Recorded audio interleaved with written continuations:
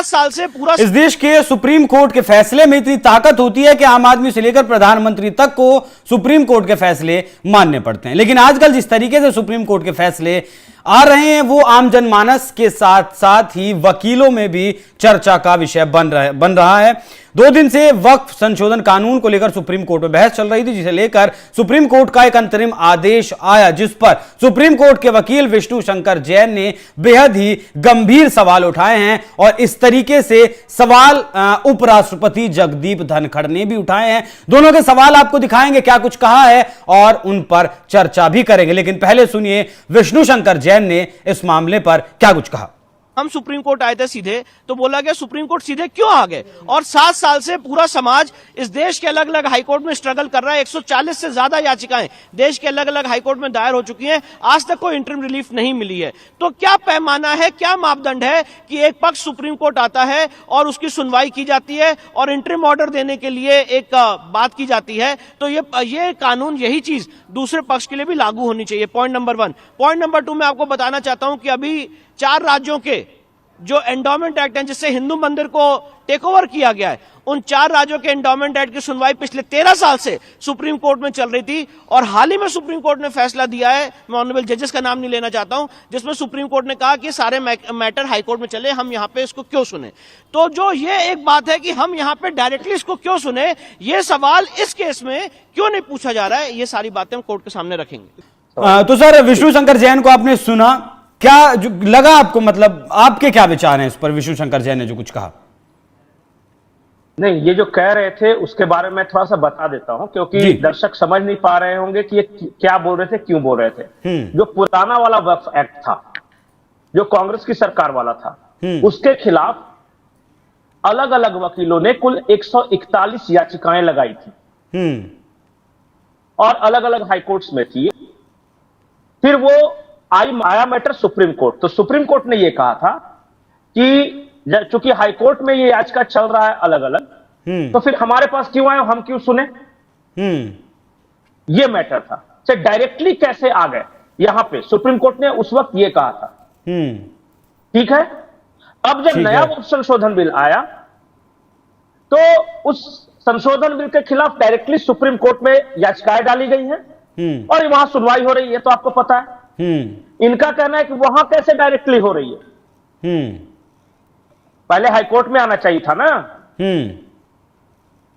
तो इनकी डिमांड यह है कि जितने अलग अलग याचिकाएं हैं पुराने बिल के खिलाफ, उसको एक जगह क्लब कर दिया जाए ताकि हम भी सुन सके और एक कॉन्स्टिट्यूशनल बेंच बना दिया जाए जो कि सुनवाई करेगी। डायरेक्टली इस मामले में सुप्रीम कोर्ट में कैसे आ गए ये लोग, जब पिछली बार नहीं आ सकते थे? तो ठीक है, समझ गए क्या है मैटर?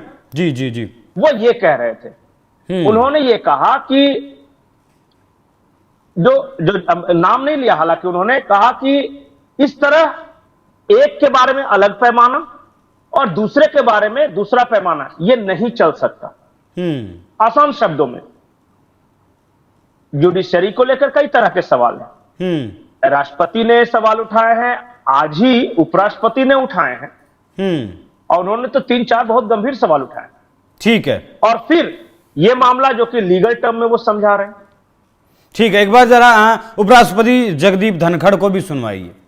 तो क्या हम ऐसे हालात में आ गए कि समय के साथ ये बात चली जाएगी? लोगों के दिल पर इस घटना से गहरी चोट लगी है, लोगों का विश्वास डगमगा गया है। There was a survey conducted recently,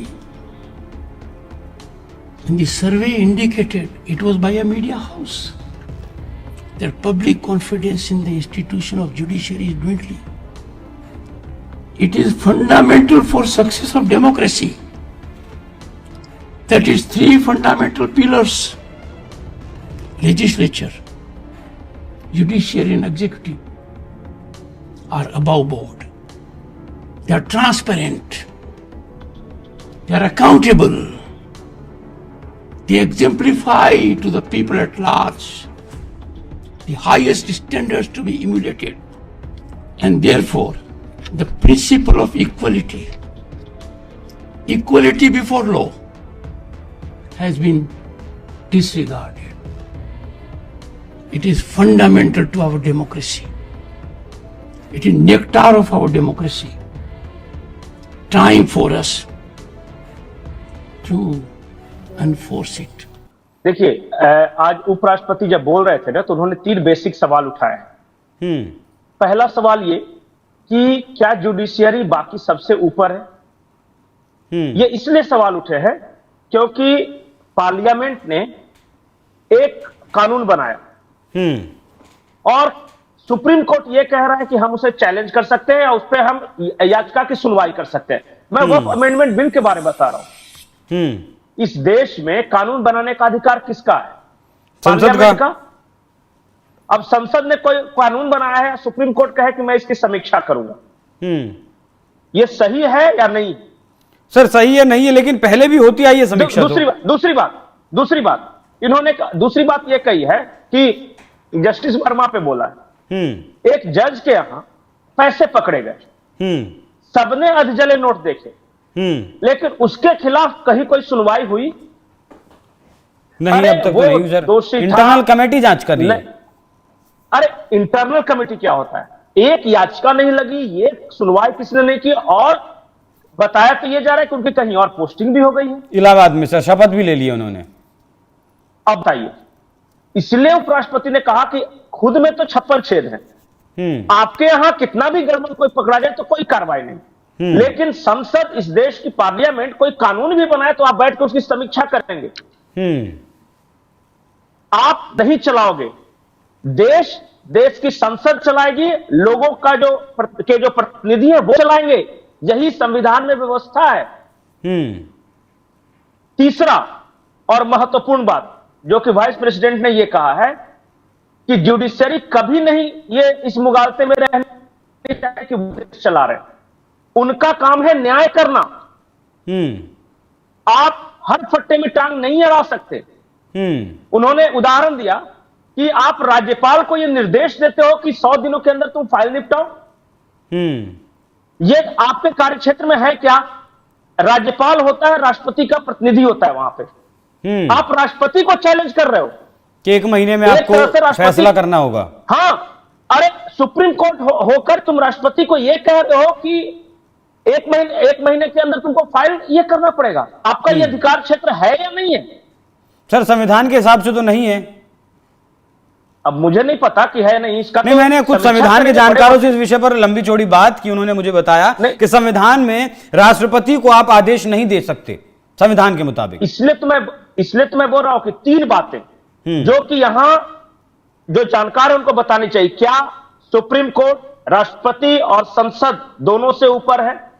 क्योंकि दोनों को यह निर्देशित कर रहे हैं। दूसरी बात, क्या जुडिशरी में खुद में कोई कमियां नहीं है? और अपनी कमियों के बारे में उनको कौन बोलेगा?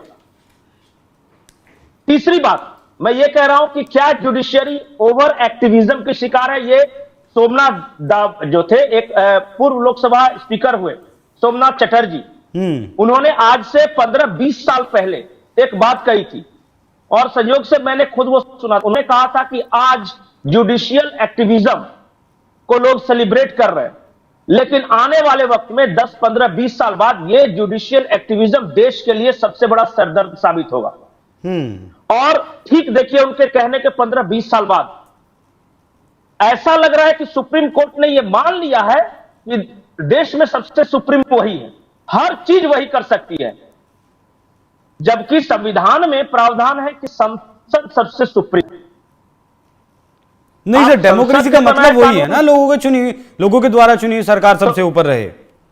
तो यही ना, आज जज साहब संसद के बनाए कानून को चैलेंज कर रहे हैं, जज साहब राष्ट्रपति को चैलेंज कर रहे हैं, जज साहब मनमाने तरीके से स्वतः संज्ञान ले रहे हैं और दूसरे केस में, सेम उसी तरह के केस में दूसरा कुछ कह रहे हैं। मतलब कि अगर पुराने वक्फ बिल के खिलाफ आपको याचिका लगानी हो तो हाईकोर्ट जाइए, डायरेक्ट सुप्रीम कोर्ट नहीं आ सकते। लेकिन मोदी सरकार द्वारा पास किए गए बिल के खिलाफ याचिका लगानी हो तो आप सीधे सुप्रीम कोर्ट आ सकते हैं। ऐसा कैसे भाई? सर मोटी मोटी बात का मतलब अगर इसका निचोड़ निकाले मोटा मोटी सा, तो वो क्या है सर? देखिए, मैं 2 लाइन में कहूंगा। देश के आम आवाम और देश में जिम्मेदार पदों पर बैठे हुए व्यक्ति सभी अलग अलग समय पे इस जुडिशियल एक्टिविज्म यानी जरूरत से ज्यादा एक्टिव होना जुडिशरी का, इस पे सवाल उठाते रहे। न्यायपालिका की साख आजादी के बाद अपने सबसे न्यूनतम स्तर पे है। ये मैं नहीं कह रहा, उन्होंने कहा है। धनखड़ साहब ने।